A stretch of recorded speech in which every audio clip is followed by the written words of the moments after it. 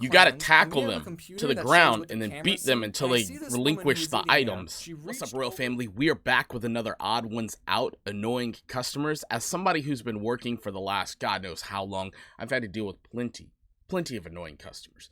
But let me know where you guys first started your job, where your first job was, and if you aren't at the age of where you're able to work, where do you want to work for the first time? Let me know down in the comments section. Hey, this is kind of like a part 2 video. I mean, you don't have to have seen the part 1 video to understand what I talk about in this video, but I mean, if you haven't watched part 1, you should. So I used to work at Subway, and to be honest, about 80% of the customers were fine. Sometimes they would do something that would just personally annoy me, like ask for a meatball on flatbread. So don't feel too bad for me. Like sometimes people would ask me, can I have a turkey with lettuce, tomatoes? Whoa, slow down. What kind of bread? Footlong or 6-inch? What kind of cheese? Is it toasted? Then we'll talk about vegetables. And every time someone brought in a list, there would always you gotta be go in something order missing at on it. Subway. Always. I never had someone come in with a complete list. I would ask someone, what kind of cheese? And they would say, they didn't specify. Well then, if they didn't care enough to remember cheese, I guess they'll get Swiss. If anyone watching is currently working at a Subway, then feel free to use these tricks. If someone asked me,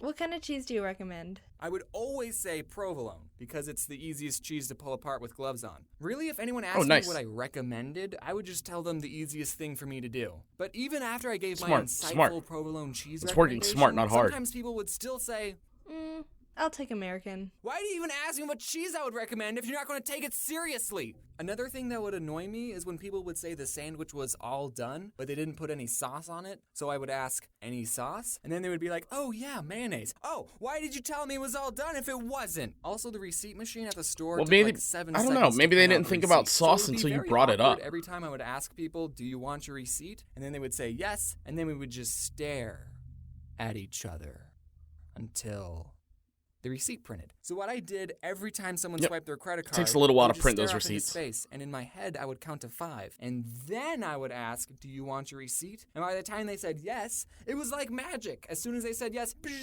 the receipt printed. At Subway, you only work with one other person. So if someone got annoyed and said, let me talk to your manager, I would just look at them and go, listen, I've been here the longest. The only other person in this store is a 16-year-old girl, and she technically isn't old enough to use a toaster, so I'm probably your best bet. I'm the manager. Like, do people think the manager will automatically take their side and give them free stuff? Yes, actually they do think that because it happens all the time. I would consider myself a pretty laid-back Subway employee. I didn't like to be stingy with people, even though I was disobeying the Subway formula on purpose. Oh, you want more than 6 olives on your foot long?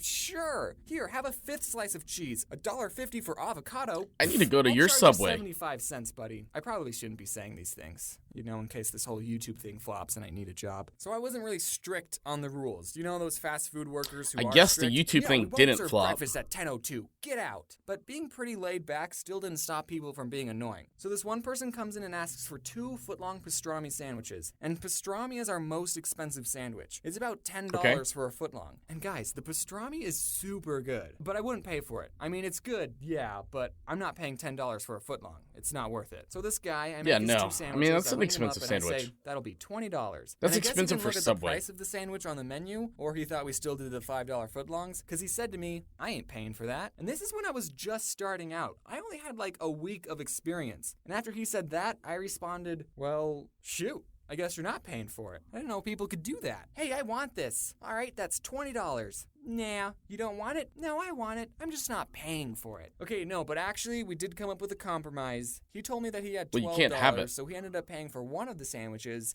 and I got to eat the other one. So it all worked out. This one time I was It's not a eating terrible sandwich for a guy compromise. with a very heavy accent, and he asks for onions on the side. No big deal. We at Subway put vegetables in little cups all the time. I actually got a soup cup Subway, because that's the on nice. the side cups are teeny tiny, and I start doing my thing, but then he says, no, on the side. And I think, oh, he's getting a foot long. He probably wants onions on half of it, but not the other. So I start putting onions on half the sub, but then again, he says, no, on the side. At this point, Well, what I don't do know you what this guy want? wants. So I ask him, on the side of what? And then he screams, onions! And I never figured out what he was trying to say. This one old gentleman asks for sauce to be put on his vegetables. That is and so normally strange. we put it on top of the sandwich with the meat. And I didn't know if I heard him correctly because I put the sauce on and then I closed the sandwich. So your sauce would have been in the same place either way. One time, this woman tipped me and Corey $40. She wasn't annoying. I just want to sprinkle in some good customer stories. Okay, one time this Native American person came in, and I don't know if mentioning that was important to the story. He comes in and asks for 5-foot-long tunas. Okay, Why does he Tyler, have just me 3 and wolves you, let's howling do at the this. moon And then when we're all on his finished, shirt? we ring him up and we say, anything else? And he says, 7 meatballs.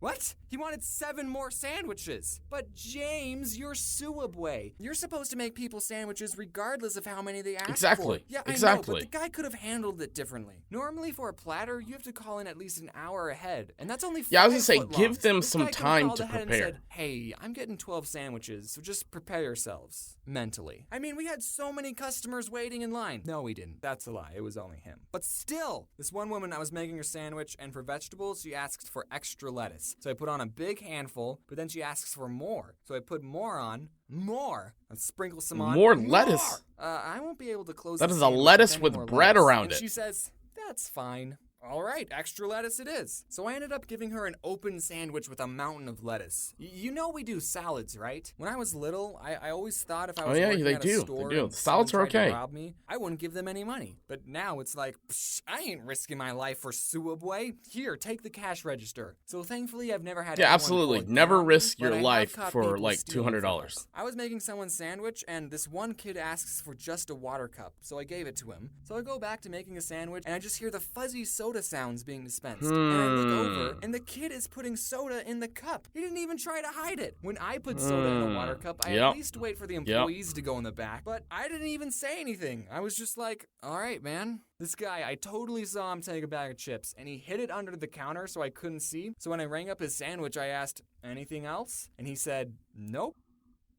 All right, whatever. Okay, last story. I was in the back, Oh my and I was God. playing some Clash of Clans. You gotta and tackle we have a them computer to the that shows ground what the and then cameras beat them see. until And I they see this relinquish woman who's the eating there. items. She Clash of You gotta Clans, tackle and we have a them computer to the that shows ground what the and then cameras beat them see. until And I they see this woman relinquish who's the eating there. items. She reached over the counter and took 3 large cups, and I did nothing to stop it. You know, I'm the kind of person that's like, the fast food employee is always right. Say if I was eating somewhere and I asked for a chicken salad and they said, we only have tuna salad. I'm the kind of person that's like, oh, well, I guess I'm having the tuna salad then. I think people need to realize that these fast food workers are actually people and not something for you to use to get a free sandwich. I did mean it when I said in the last video that everyone at some point should work in a fast food or retail job. It's nuts. Okay, we're done. That was annoying customers by the odd ones out. I get it. I completely get it. I've worked fast food. I've worked retail. I've worked sales. And now I'm in management. And each aspect of every business has its own annoying things to deal with. But the secret is you got to manage your stress levels, okay? People cause you stress, work causes you stress, life causes you stress. You got to manage your stress levels. And from there, that's when you can learn to harbor some of that energy, that stress, that ball in your stomach, that pit, and utilize that as a power source. Because every time you overcome something in your life, that ball gets smaller and smaller and smaller, and you become stronger and stronger and stronger. That's why we call it opportunities. All of these things that go wrong, these flaws in our life, they are opportunities for us to overcome. But that's what I think. Let me know what you guys think down in the comments below. If you're not a member of the Royal Family, go ahead and hit the like button, hit the subscribe button. Come be a member of the Royal Family. Until next time, I'll see y'all later. Peace.